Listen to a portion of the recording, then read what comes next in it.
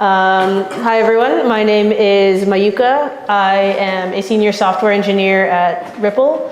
I've been working on the XRP ledger for about 3.5 years now. So some of the things that I've worked on include the various libraries and SDKs that you will be using today, as well as various protocol improvements. I've written one amendment myself. I wrote the DID implementation and have consulted on a couple others. Do you guys just want to dive into it? Any questions before we start? Cool. All right, just so I get an idea, does anyone here does everyone here have a coding setup or like an IDE and everything, or do we need to go through that process? No judgment. Raise your hand if you want me to walk you through how to get, all right, cool. So everyone has different opinions on what, so an IDE is I think it's interactive development environment. I forget what the I stands for. But basically it's like a little UI for you to be able to write your code. So the one I like to use is called VS Code. So, there's a download button. You can click on whichever one fits your laptop. It's been about 3 years since I've done this, so I don't remember what all the steps are. If there's any part that you don't know, if there's any part that you don't know what to do next, just raise your hand and let me know. And I'll give you guys a couple minutes. And in the meanwhile, if anyone has any questions, feel free to ask them. I guess in the meanwhile, I can show you this little QR code. I've posted a couple of helpful links, and I'll continue to update it as needed, just to get everyone started. I can bring this QR code up later if folks are still getting set up. For the folks who are setting up their IDEs, let me know when you're done. There's a couple other steps that will happen after that. Done? Okay. So there are 2 other prerequisites that you need for programming in JavaScript, which is what we'll be doing today. If anyone wants to write code in Python, I can also help you with that. But the demo, the syntax is pretty similar, honestly, between the 2 libraries. But just for ease of communication, the demo will be in JavaScript. The link to the Python docs are also on that QR code, though, if you would like to take a look. So the 2 other things that you'll need to download are Node and NPM, which I believe you can also just Google.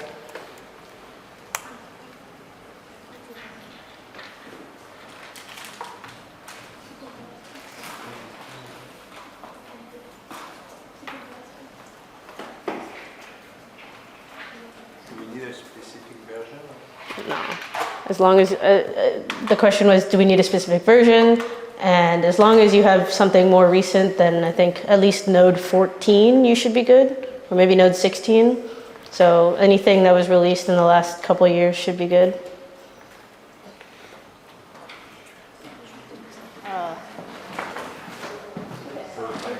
Should still be pretty straightforward. 1.2? NPM, yeah, that's fine. So you just type in npm install XRPL.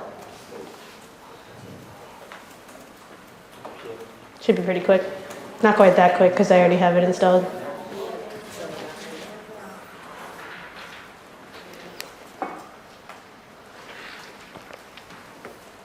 So while that runs, for documentation on how to use this, you can go to xrpl.org.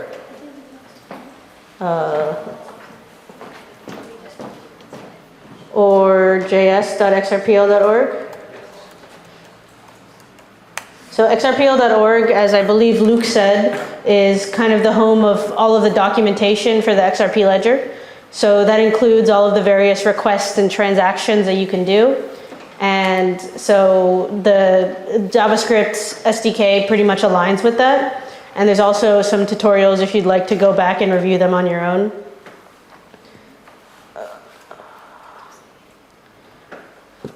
So if you want to see where the API references are, here's the transaction stuff. It's under references. And then the HTTP WebSocket APIs will show you the various API methods. And the JavaScript, this is, every single object that you could possibly use. For those of you who have coding experience, this does also support TypeScript. Okay, so let's get started. On XRPL.org, we can actually get some fake XRP to get started and have an account. So if I just hit this button, it's going to generate some keys for me. And it's got a balance of 10,000 XRP. I'm rich.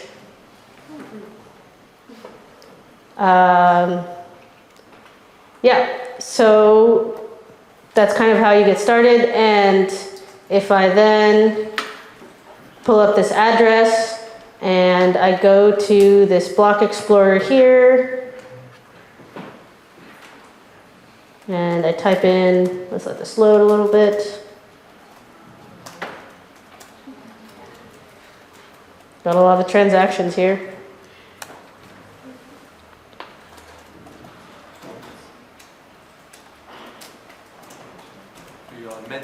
Yes, thank you. If I go to the testnet one, it should load.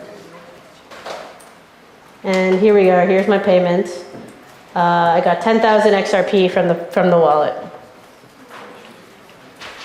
Now, if we go back to our code, if you guys can all pull up your IDE or text box or anything like that, we're going to do the same thing but in code.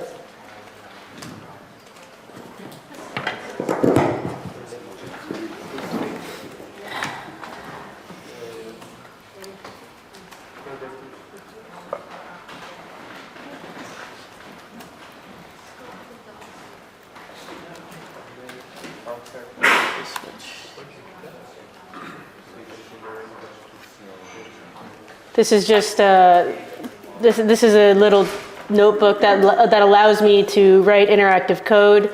You can just write it in whatever IDE you're using and it'll be the same. This is just a little easier to do demos with, that's all. So I'm going to start by pulling in our package. And so here's all our various elements in this package. And that's how I know that I've imported it correctly. So first thing we need to do is get ourselves a client. That's just basically what it's called for the object that allows us to connect to the XRP ledger and do everything we want there. Sorry.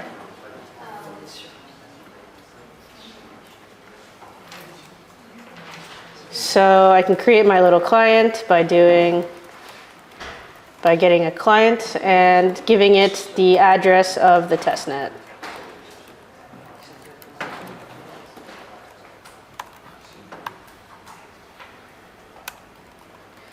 And then I want to connect to the testnet because it doesn't do that automatically. And let's make sure that it's actually connected. Oops.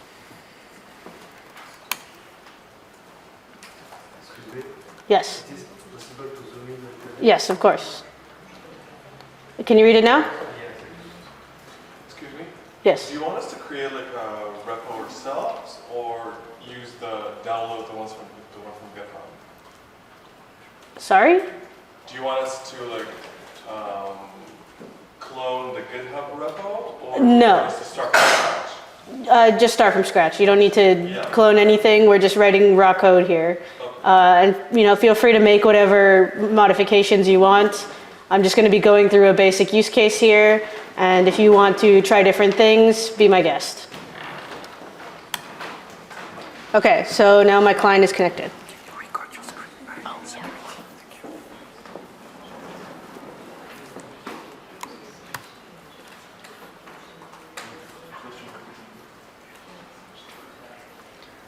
Okay, so now my client is connected.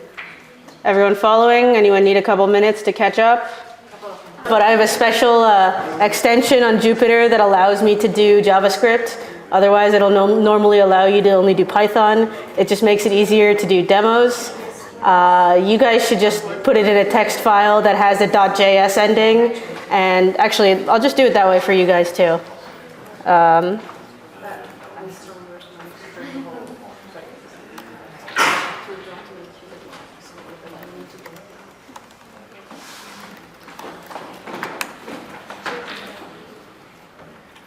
Here's my IDE.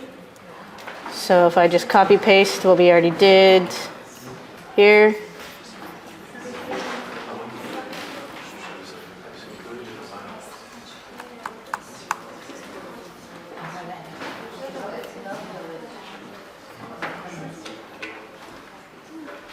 So another solution to all this is you can just go to Replit. You can literally type in MAYHUKA type and it will just create a, if you guys don't have, for those of you who don't have IDs and don't have just to get started with the code, so get it, you'll have a full environment you can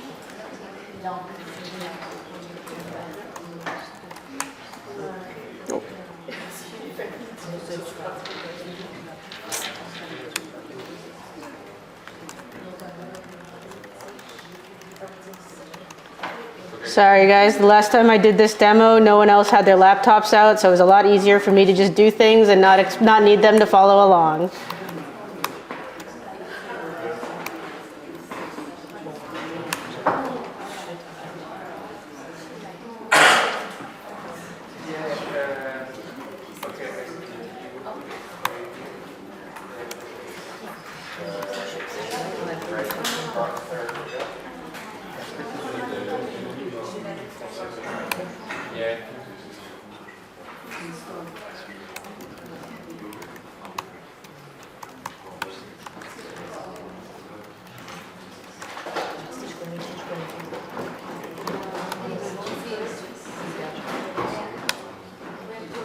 Okay, here's an app that'll actually work on your laptops if you're confused.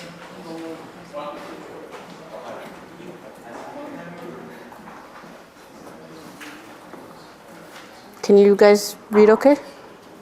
Can you read it? Okay.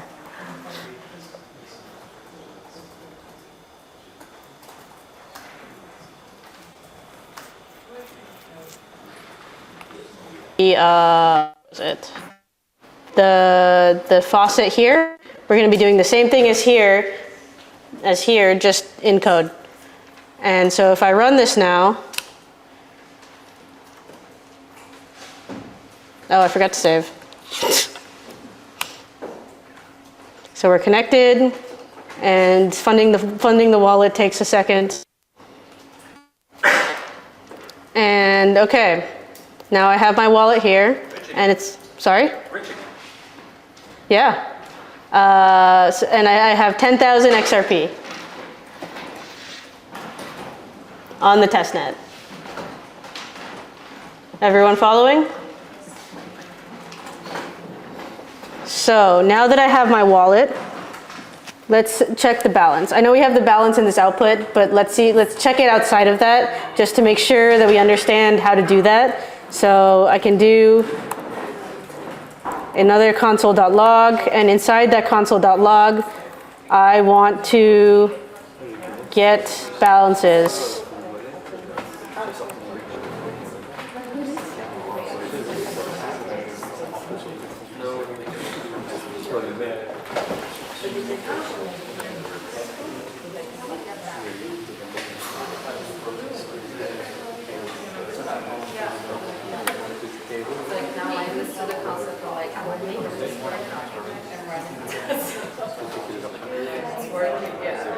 Yep. What would happen if your client was on mainnet? Tried to fund wallet stuff. It would fail.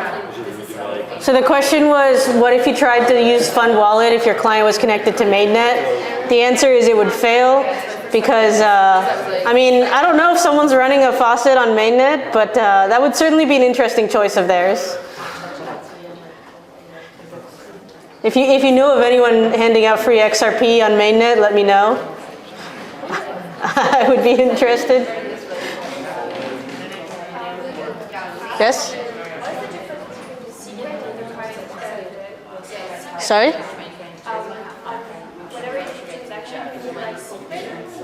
The secret. It's just basically different ways of encoding the same information. The secret and the seed are the same thing. You see the seed down here? It's the same thing as a secret. And the private key, so I think you can get the private key from the seed, but not the seed from the private key. Okay?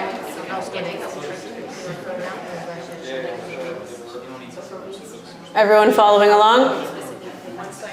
Okay.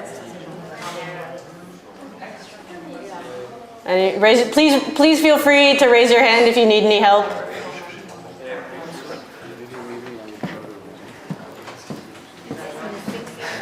What's up?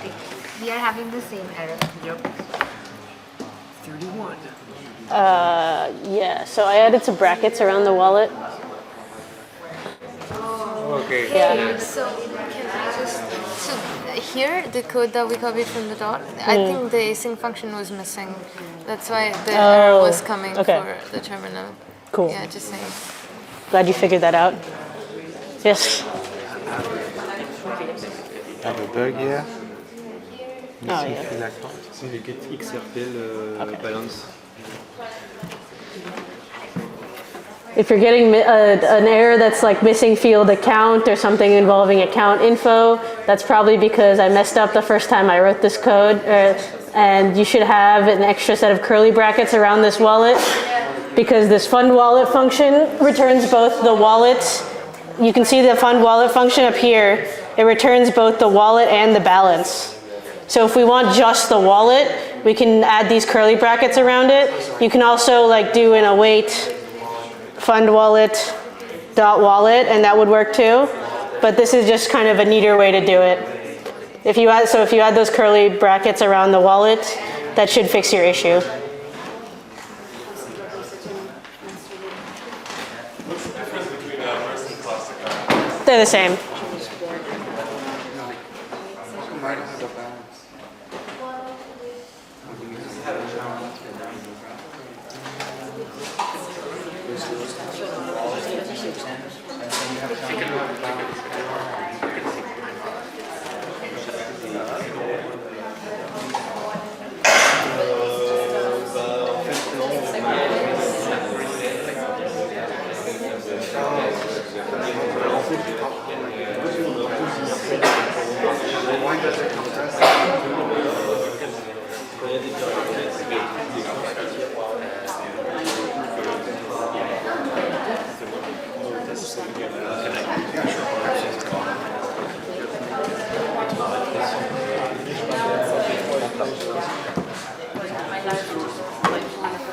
Does everyone have this working, or more specifically, does anyone still need some help getting this working? Okay, cool. So let's send a payment. So I'm going to take this address that I created on my faucet earlier, and I'm going to send it some XRP. So first, let's create our payment. What we do is we're creating an object between these curly brackets. So first off, the transaction type is going to be payment. I believe Luke went over the various transaction types there. And every transaction you need to put in the account, which is going to be your wallet's address. And for a payment, you need to say where you're sending this money. So that would be the destination. And I'm going to paste in this address that I have here. I don't really have a better way of giving you this information other than putting it on the screen, unfortunately. And then the amount. So there's this helper function that in the XRPL library that converts XRP to drops. Drops are basically your equivalent of like Satoshis or Ways in XRP. There are 1 million drops in an XRP. in one XRP, but basically for any of these transactions, you always need to specify in drops and not XRP. So this is just a helpful function that does that conversion for you. So, all right, let's send 30 XRP. Feel free to pick whatever number you want. I'm gonna send 30 XRP. And so now we need to sign this payment. So, oh, sorry, first we need to autofill this payment. I'm gonna type this code and then explain what this function is doing.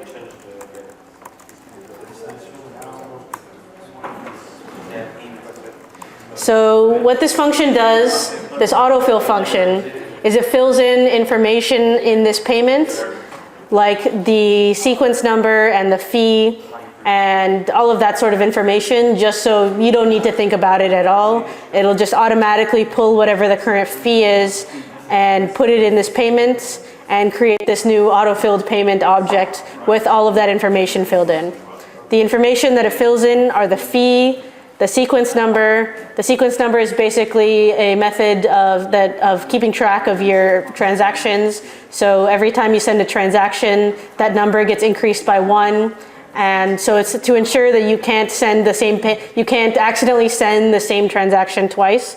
You wouldn't want to send someone some money and then being able to just resend that transaction without your permission and get some more money from you. And that's basically the purpose of the sequence number, is to prevent that from happening. Yeah. And okay, then we can sign this transaction. And this function will be on the wallet. There's a wallet.sign function, and I can pass in this payment transaction there. I can pass in the autofilled payment transaction. And then I want to submit this transaction.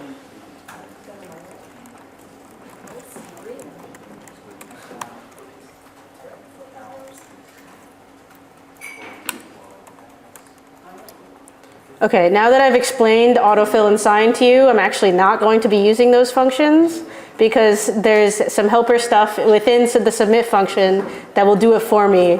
All of these optional things, I can just tell it that I want it to autofill and put in the wallet right here.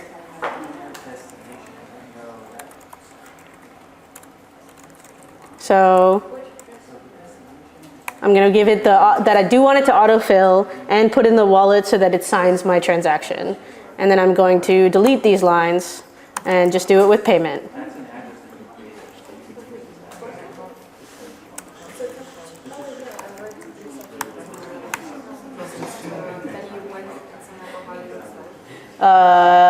Okay, I'm going to run this code and then see if anyone needs some help catching up. So we're connected.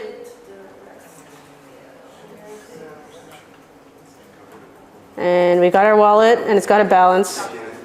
And I forgot to save my code again.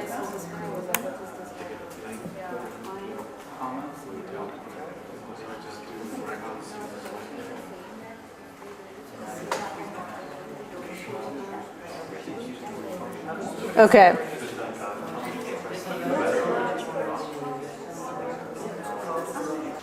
Okay, I got a question on where this destination came from, so I'm just going to create it in front of you instead.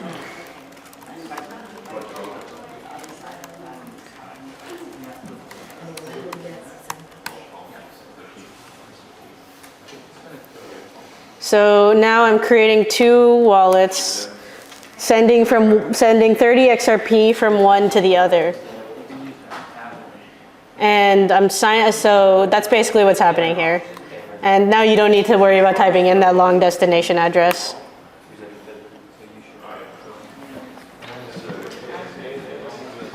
Please raise your hand if you're stuck or have questions.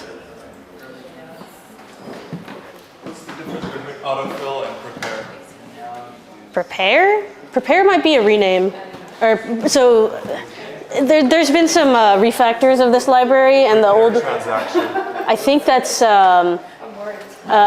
an alias for. I think that's the same thing. I would use autofill, but honestly, it's easier if you just do it all in one function. one thing that you'll see is this message here. The transaction was applied only final in a validated ledger. This is not in a validated ledger yet. This output looks different. I'm confused.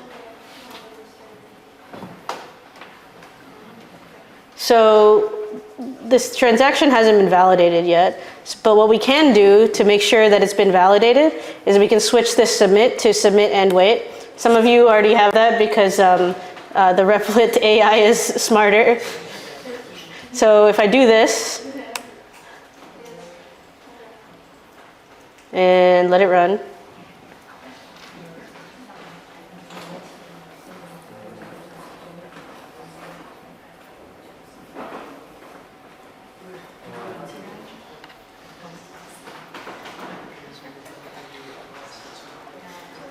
now you can see that there's this extra thing that says validated true here that was not there previously. There's no validated true in this output, but there is in this output. So that means that the transaction has been fully validated, and that basically is equivalent to, in Bitcoin when you have to or I think in Ethereum as well, you have to wait for a certain number of blocks to go by before you really trust it. That concept doesn't really exist the same way in the XRP ledger because it's a different consensus protocol. So basically, once it's validated, it's validated. It can't be changed unless someone forks. So that's what this validated true means. So if I go to this ledger on our testnet, then you can see here's my transaction right here. This 30 XRP.